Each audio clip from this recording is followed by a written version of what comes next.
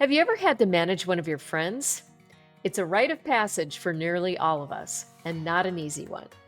Stay tuned for another great episode of Bad Boss Confessional.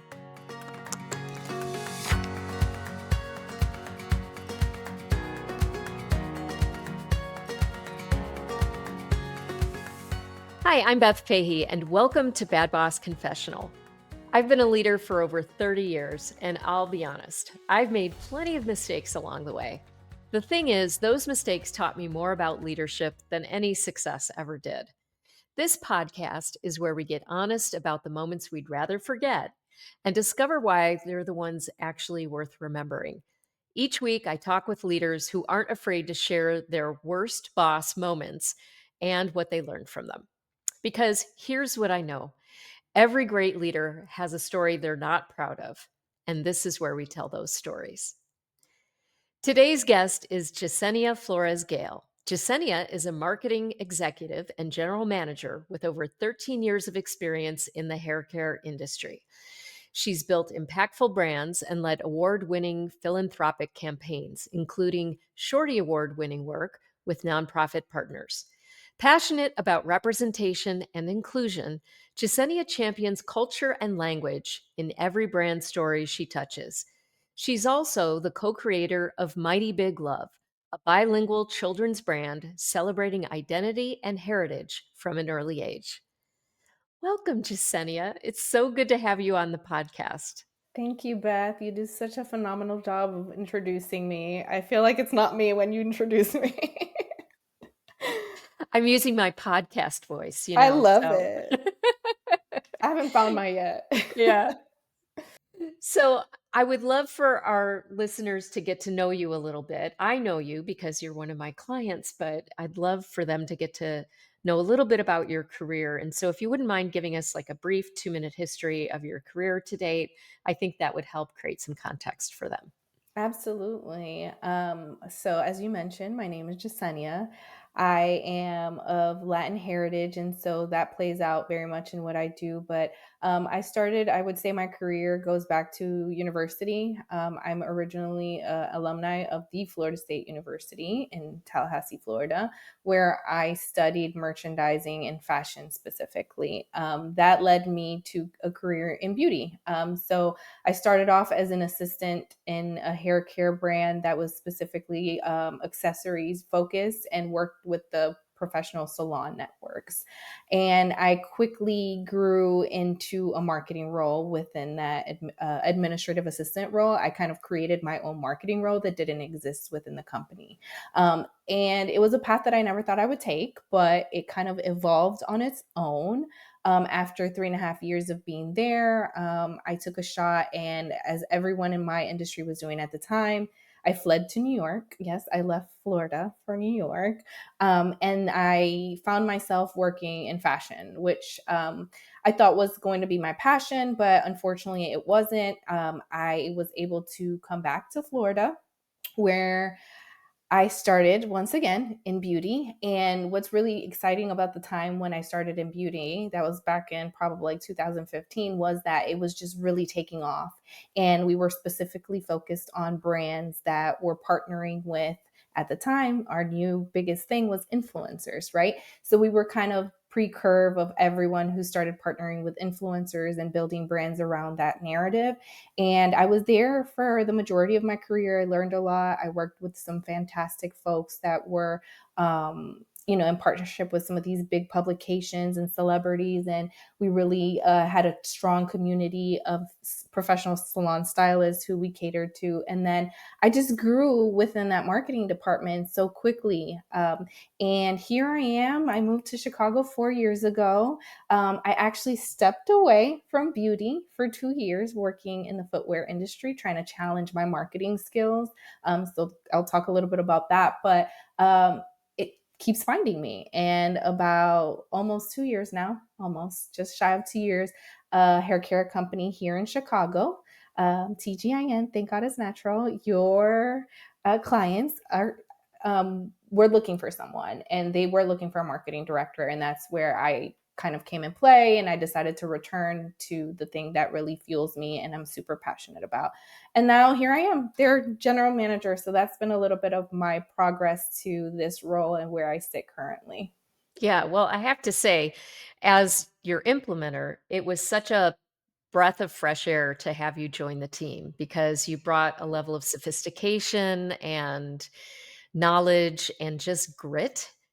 And it was really the missing ingredients for that team to get them going. And now, with you really in the integrator role, um, serving in that way, it's making a huge difference in that company. And it's really great to have watched your evolution in EOS and in that organization. So Thank you. It hasn't, as you know, it has not been easy, but it's definitely been something that I'm so proud of and I'm so passionate and really committed to. So that's exciting. yeah, and you're doing a great job. And Thank you. and I have to say, like the role of the integrator, I may have said this on the podcast before, but it is one of the toughest jobs out there. It's a lot of decision making. It's a lot of driving accountability. It's not, you're not a popular person necessarily. And, for those of us that like to be liked, sometimes it's hard, it's a really hard week when you've had to make a lot of decisions. And I'm curious if you've ever had experience with that in your past, or, the need to be liked and a part of something and belonging. So I would just like to say, with my path, it was very interesting because I didn't find this role. This role found me. So as the integrator of the organization, I didn't have that path built out for myself. I came in as the marketing director, right? And so the team started seeing something in me that I didn't even know was there at the time. I hadn't pushed myself or challenged myself to those levels. And so I was semi integrating the marketing team, but here came this bigger role. So yes, I have definitely found myself in a place where, you want your team to accept you and love you. And that's what it was when I came in as the marketing director. There was a team that was already established and I had to gain their trust because not only was I up against team members who had already solidified, their positioning with the brand, but I too was also coming in from a different background and a different consumer market than they were used to. So there were a lot of questions at first that were being thrown at me, and probably a level of mistrust at the beginning that I had to gain. And the team really, it took some time to get there, but it definitely is where we're at now. And there's a lot of collaboration that happens. Yeah, it's one of the most fun teams that I have. It's an all-female leadership team. It's very diverse. It's a lot of fun when we get together. And I just love how you drive the team towards root cause issues. You're going for the things that, um, quite honestly, it's hard to bring up some of the issues. And so I've really enjoyed seeing how the team has developed, and under your guidance, the right decisions that they've made, especially around people and process. And, those are the two biggest things that, make people crazy. But you've done such a good job with that. And again, it's like, if you want to be popular, don't be an integrator. I didn't know that back then, but now I do. Yeah. So, do you have a story that you'd like to share with us that maybe sort of gives some color to that concept? Yeah, absolutely. I think one of the biggest things that I've learned in the last almost year of being the integrator is that it is hard to shift from being a support and a peer to people who become very close to you, right? Because I would say not many industries where I have seen, I mean, I've only really primarily worked in beauty, so I can give that perspective, but you get really close to the people that you work with, and they become not only your colleagues and coworkers, but they many times become your friends. As you already know, the stat shows like we spend more time with our peers than we do at home. So in my trajectory, I have become very close friends with a lot of individuals who I've worked with, and that has been the case here as well. One of the hardest situations I've dealt with, and probably learnings, is that as you shift into this integrator role where you have to do these hard things, people used to like you when you were sitting beside them, but they don't like it when you're now calling them out or holding them accountable for these things. And it is such a hard shift. I think there's been many moments where I have questioned myself. I think from a personal values perspective, I look at myself and I'm like, who am I becoming? Like someone else? Am I morally incorrect? So there is a lot of self-doubt.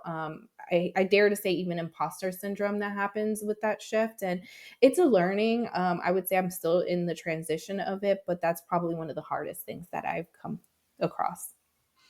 Yeah, I mean, anytime somebody elevates into any role and it feels like you're trying on a costume or something, and it takes a while for you to find your footing. But I think, the nice thing is that you've got a really great culture there and everyone's supportive. And the other thing that's just so refreshing about this team is that you guys are willing to go there and have those tough conversations. And I think that how I've seen you handle yourself um, during some of those tough conversations has been it bodes well for your future as a leader because you're not coming from a place of righteousness or needing to be right. It's more about we've got to do the right thing for this organization for the greater good. And that I think is the hallmark of a really great integrator is that their eyes are on the prize, right? It's like this VTO, we need to make this happen. And um you know you have a way of bringing out the issues that need to be discussed without, I think, alienating people, which is a skill. So how did you learn that skill?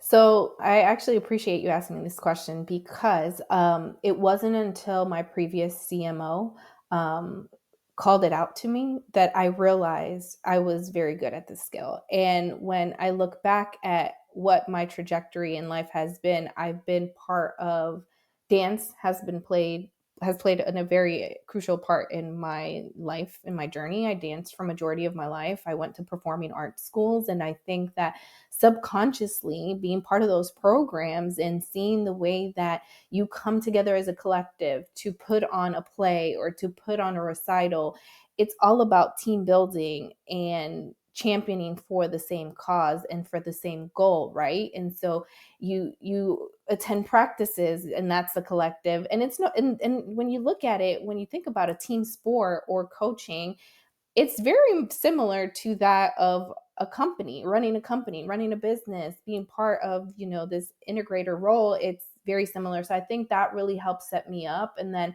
progressively, as I kind of found my voice throughout my career, it became this thing that, as my CMO mentioned to me at the time, she said, "You're a relationship builder. You can bring people who do not know how to talk to each other into a room together and champion for everyone to get on the same page for a collective goal."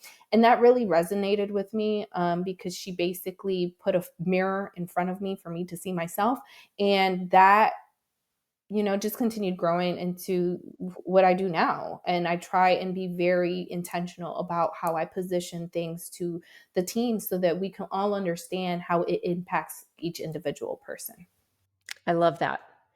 I think what I love about business so much, it's not so much that I'm a capitalist, although I am a card carrying capitalist, I suppose. Um, it's the collaboration. It's that you're making something out of nothing and you're creating a thing. And it almost doesn't matter what the widget is that you're selling, right? It's that we're all working together towards something. And that's what I love about business and the people, right? It is all about the people. Exactly. I think the people play such a big part of it. You have to have the, I mean, not to quote you, but you have to have the right people that are on the same team as you. There are many times where people want to be their own coach or create their own team, and that's okay too. But it's a decision that has to be made of whose team are you on? Are you on our team or do you want to be on someone else's? Yeah. Yeah, and Lencioni talks about this in The 5 Dysfunctions of a Team, who's your team number 1? And, leadership teams, that should be team number 1. And so I think that's something else that you brought to the group was just thinking not so much in your silo as marketing, but really like, what are we all creating here together? And so anyway, it's been really neat to watch. So how are you managing through, the company is growing and shifting and changing, and we've brought in a lot of different leadership team members, over the few years that I've been working with you. Um, how are you taking care of yourself and learning and growing during this very busy time? Wow. Well, taking care of myself is a loaded question because it's not just about work, but the external factors at play right now. So I definitely would say the biggest thing about taking care of myself is always staying true to myself. And by that I mean that if I can't vocalize, if I can't openly talk about the things that I need, then I'm not really doing myself any type of service. So in for example, if I'm feeling overwhelmed or if I'm feeling, you know, that I'm at tapped at bandwidth, I'm very, and you've seen it, I'm very open about sharing that. And I think it takes a vulnerable leader to do that. I personally don't, I know that we're on the Bad Boss Confessional podcast, but I don't like the word boss. I think leadership is important because you lead with the team next to you.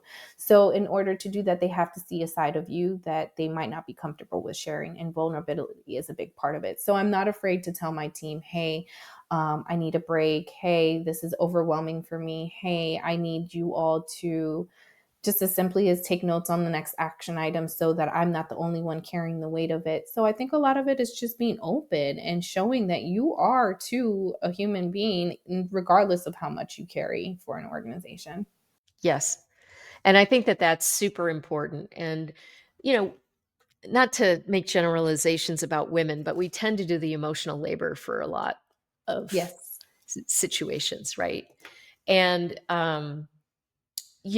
I think saying, I'm tapped out, I got, I need somebody else to do this is completely valid and should be done more frequently because women, at least, I came from almost all female uh, business, all female leadership team as well. And there's almost a competition of martyrdom sometimes. Most of the time. Who can do the most? Who can say yes to the most things? Actually, I feel very grateful that I had a mother who instilled in me that you can say no, because it is shocking to me how many women do not know that no is a sentence, complete sentence with a period at the end. I've never had a problem with saying no, but I think even more so the older that I've gotten and the further in my career that I've gotten, no has really probably come primarily to actually saying yes. Because for me, if I lead with a no, that forces people to change my perspective on it. And it's a little bit harder on the person, in a sense of breaking through to why do we really need to do this and asking those questions, that instead of just like moving with the progress of things just for the sake of doing it. Yeah, I think setting clear boundaries is important for everybody. I mean, it's not just women leaders, but we tend to not do it very well. And I think learning to say no is something that is hugely important. Our founder of EOS Worldwide, Gino, is famous for saying no. In fact, if anything you ask him, the first words out of his mouth are going to be no. But but what he does is he gives you a alternative with the no. "No, I can't be on your podcast, Beth." And then you However have to convince him. right. However, I can do this for you. And so, anyway, I think that there is a graceful way to say no without alienating people. And if you give them the why, it makes a big difference. And, quite honestly, the role of the integrator, I'm glad you're comfortable with saying no because that's really what it is. Yeah, exactly. Yeah. So, Jasenia, I was wondering, has there ever been anything that has really influenced you? A book you've read, maybe, or podcasts you've listened to, anything like that? Yeah, absolutely. So I am a big fan of Malcolm Gladwell. And one of the first books that I read of his was Blink. And considering it was early on in my career, it really gave me a foundation that I needed to start paying attention to some things. He talks a lot about intuition and decision making. And a lot of it is based on experience, right? And so it's one of those books that you want to read maybe every few years to revisit what you've learned in the past few years to really be able to put a case scenario and some experience behind it.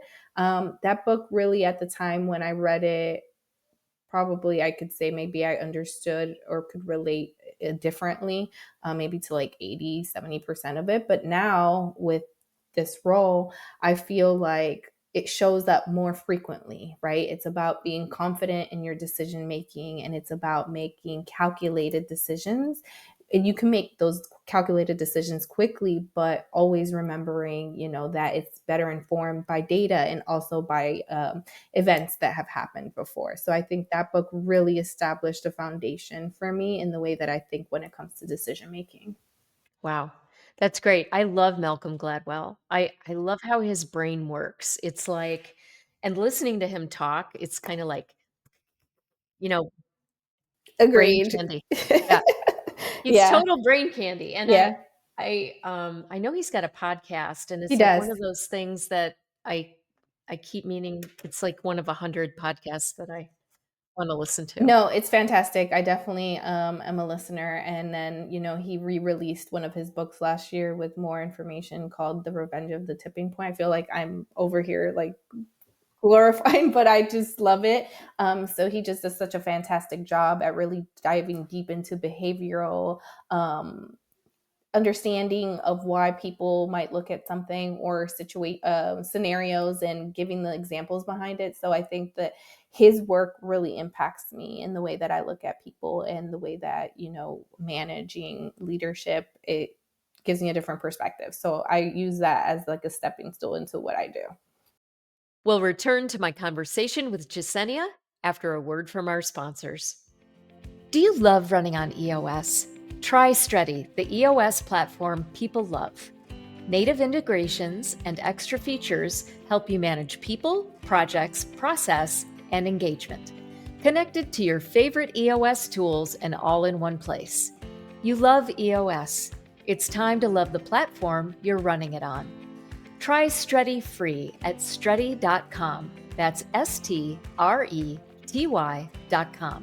Streti, the EOS platform people love. Let's be honest, hiring the right people is hard. That's why I love Titus Talent Strategies. Their whole person hiring approach helps you find and keep A players who align with your values, and they back it with an industry leading guarantee. Best part? Titus Talent Strategies is included in the entrepreneurial toolkit for companies running on EOS. Check them out at titustalent.com/EOS. And now, back to my conversation with Jasenia. Well, this has been a lovely conversation. I'm just curious if there's ever been a thought in your mind about maybe getting a tattoo. Have you ever thought about getting a tattoo that would remind you of, it doesn't have to be this particular situation, but something to stay focused on or grounded with, I don't know if you have tattoos. Do you have any? I have many of them. That's why I'm smiling. Would you mind sharing? Absolutely. I have 7 tattoos. That's a fun conversation. I wasn't prepared for this, Beth. This is not part of the This is conversation. how we learn who you I are, I know. Jessenia. I do have 7 tattoos, and I do have a few tattoos that keep me grounded in certain things. So, for example, I have an entire quote down my spine, which was probably the most painful and why I did it. That quotes always forgive, never forget, learn from mistakes, but never regret. And so basically, that's something that I really cherish because we're all going to make mistakes. It's just very important that we learn from them and we don't repeat the same mistakes over and over. I am a firm believer in not wasting time. As you already know, my brain is very logistical thinking and it's pivot and how can we just make the most best use of our time. So for me, that started off of a personal grounding moment, but I think now it really flows into everything that I do in my current role. What else do I have? Oh my gosh. I have the words blessed tattooed on me. I don't know. I have a few things that are meaningful. All my tattoos that I have are very meaningful and representative of something that I've either been through or have done. Well, thanks for sharing that. Yeah, that I was have fun. I have no tattoos, and it's like I think the reason that I asked this question is because I'm very tattoo curious, and I'm so pasty white that I'm such a canvas, that someday, Yeah, Jasenia, we and might have I'll to go together. yeah, that would be interesting. Yeah, EOS at the tattoo shop. yeah. I mean, I love EOS and all, but I am not going to get a light bulb. I'm just not. I was. You've thought about it. I have. I thought about it. Early, when I was really drunk on orange Kool-Aid, early in my EOS Yeah, career, I thought maybe a light bulb, but I don't think so. I don't know. I'm waiting. I think I keep thinking I have so much more to learn, so I don't want to like say what it is. And I know that that's crazy because I could get yeah, 7. I could get 7 tattoos. absolutely. Yeah, you could just go So, for it, and you get little ones. Then you'll have more space for more. yeah. I think I'd be a minimalist tattoo person though, if I just anything. started that. I changed from maximalist tattoos to very minimalist. I just got my kids' initials my last birthday, so Oh, very nice. tiny. Yeah. Well, this has been a lovely conversation. I really Yeah. appreciate the time. And I think, you know, we've all been there, right? We've all had those moments where we've had to go from being in a peer group and then we're Mhm. elevated, we're plucked from obscurity and put into a position. And it's hard. I mean, it's okay to be friends with people, but you know, when you're their boss, you Yeah. have to sort of switch to being sometimes just friendly. Exactly. Yeah, I definitely think it's something that I've learned to be more cautious instead of going straight into being a friend. You can still be a mentor and still be respected and still provide the same guidance, but be more cautious with the relationship that you build on a personal level. Yeah. And boundaries, right? Boundaries. Exactly. Yeah. Yeah. All right. Well, have a great Okay. weekend. Thanks I so much for being on appreciate the you. pod. Of course. Of course. You too. I appreciate you inviting me and I hope you have a good weekend. Thanks to Jessenia Flores-Gayle for sharing her story about making the shift from peer to manager and learning how to say no with friends. If you enjoyed today's episode, please like, subscribe, and share with someone who needs to hear this. Thanks for listening to Bad Boss Confessional. We'll see you again next week.